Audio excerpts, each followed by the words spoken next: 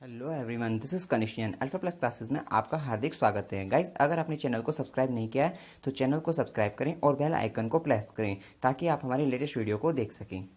आइए स्टार्ट करते हैं। आज हम जो है टॉपिक है द्विघात समीकरण क्वाड्रेटिक इक्वेशंस में गुणनखंडों द्वारा द्विघात समीकरण का हल जो है। इससे पहली वीडियो में हमने जो है एक्सरसाइज 4.1 जो है प्रश्नावली 4.1 को किया था और जो है इस में हम जो है गुणनखंड द्वारा द्विघात समीकरण का हल जो है उसको समझने वाले हैं। तो इसमें होता क्या है, जो आपकी द्विघात समीकरण का जो हल होगा अब गुणनखंड के द्वारा करेंगे। पहले हमने द्विघात जो समीकरण थी उसको बनाना ही सीखा था, सिर्फ कि किस तरीके से उसको बनाते हैं। ठीक है, आप इसका हल भी करना सीखेंगे किस तरीके से, गुणनखंड द्वारा फैक्टर करके। तो जैसे कि आपके पास कोई एग्जांपल जैसे ये है कि 2x² प्लस 3x प्लस 1, अगर ये कोई आपकी द्विघात समीकरण है इक्वल्स टू 0।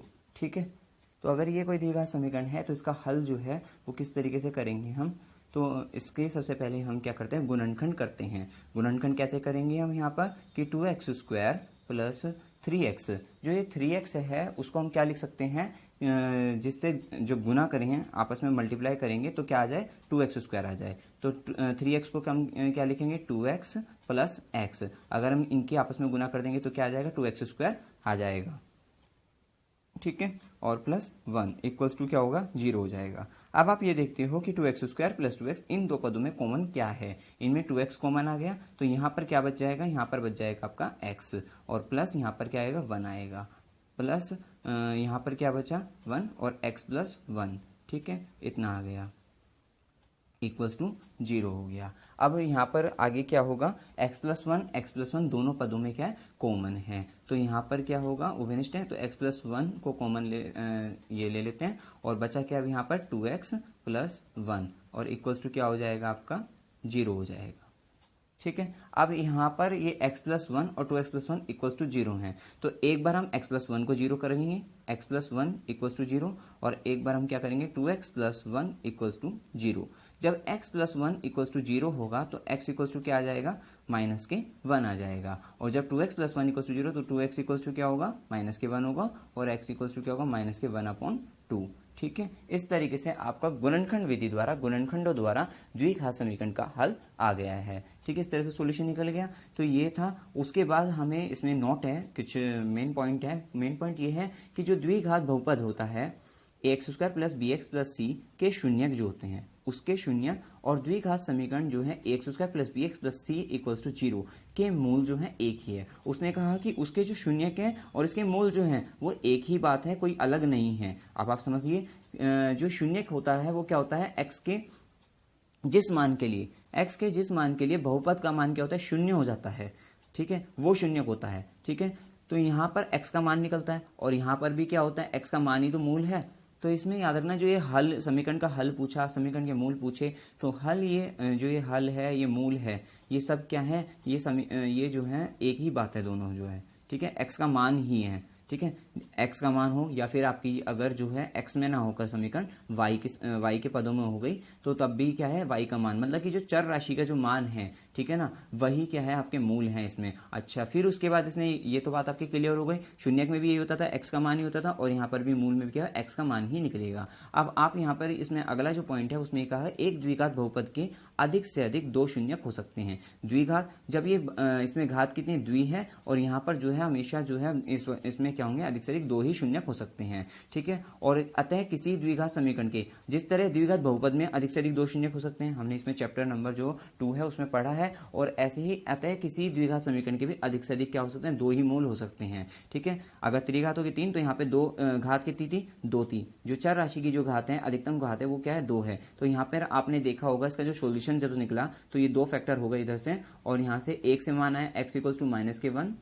ठीक है, और एक मान आया है x इक्वल्स टू माइनस के 1/2, क्योंकि यहाँ घात 2 है तो यहाँ पे 2 ही मान आएंगे। तो उसने ये कहा कि अधिक से अधिक 2 मूल, तो ये क्या है, इसके मूल ही तो हैं, हल है तो ये मूल है, तो ये जो मूल है वो क्या होंगे, अधिक से अधिक 2, तो 2 ही आए हैं यहाँ पर। आपने ये भी देख लिया, तो ये दोनों पॉइंट आपके क्लियर हो गए होंगे। फिर उसके बाद हमने एक एग्जाम्पल और लिया है इसमें द्विघात समीकरण के हल से रिलेटेड ही, कि इसका भी यहाँ पे क्या है, द्विघात समीकरण जो है 3x² माइनस के 2√6x प्लस 2 इक्वल्स टू 0 के मूल ज्ञात कीजिए। अब आपको इसके जो है मूल ज्ञात करने हैं, ठीक है। हम गुणनखंड विधि से गुणनखंडों द्वारा ही करेंगे, ठीक है। तो सबसे पहले हम इसमें लिखते हैं इक्वेशन क्या है, 3x² माइनस के 2√6x और प्लस 2 इक्वल्स टू 0।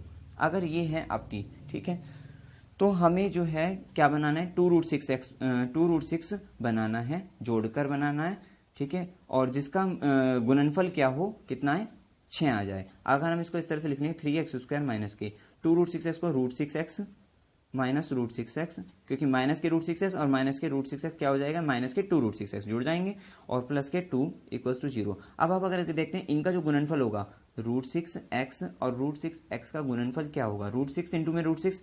आप जानते हो कि अगर वर्गमूल में अगर 2 है, ये √6 इंटू में √6 अगर है तो वो क्या हो जाएगा, 6 हो जाएगा। क्यों हुआ ये ऐसे, क्योंकि 6 की पावर क्या होगा, रूट क्या होता है, 1/2 होता है।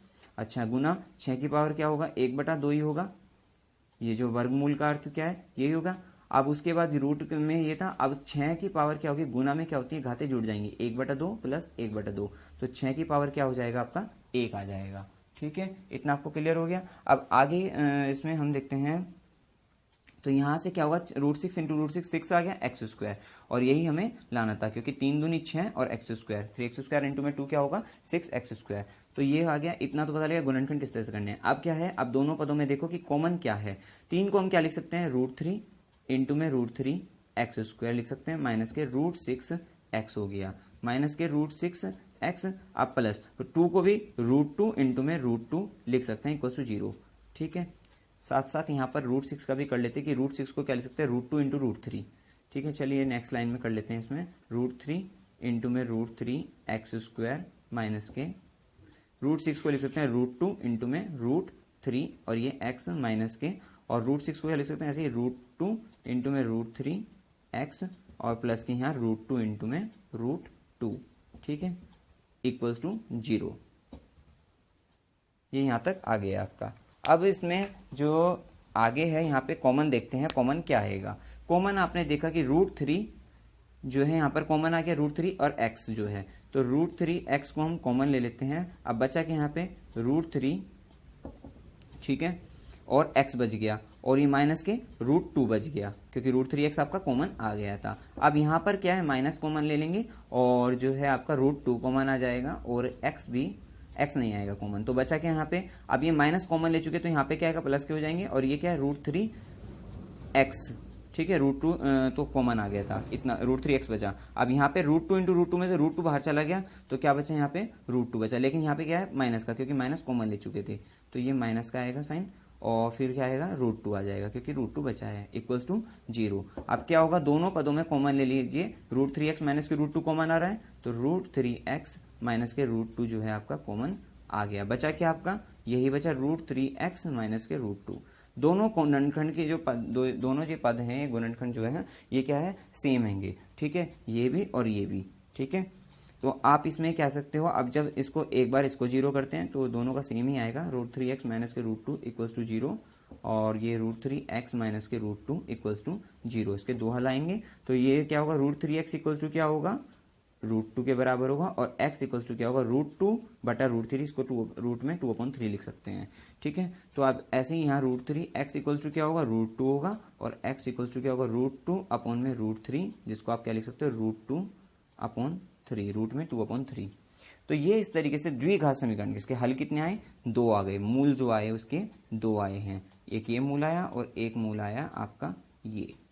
इस तरह से हमने इस वीडियो में जो है द्विघात समीकरण का हल करना सीखा है गुणनखंड विधि द्वारा जो है, ठीक है। अब इससे ही रिलेटेड जो एक्सरसाइज 4.2 है वो हम अपनी नेक्स्ट वीडियो में करने वाले हैं। तो अगर आपको वीडियो में कोई भी डाउट हो इसमें क्वेश्चन से रिलेटेड, तो आप कमेंट सेक्शन में पूछ सकते हो। वीडियो अगर अच्छा लगा, वीडियो को लाइक कीजिए, शेयर कीजिए और मेरे चैनल को सब्सक्राइब कीजिए। Thank you very much.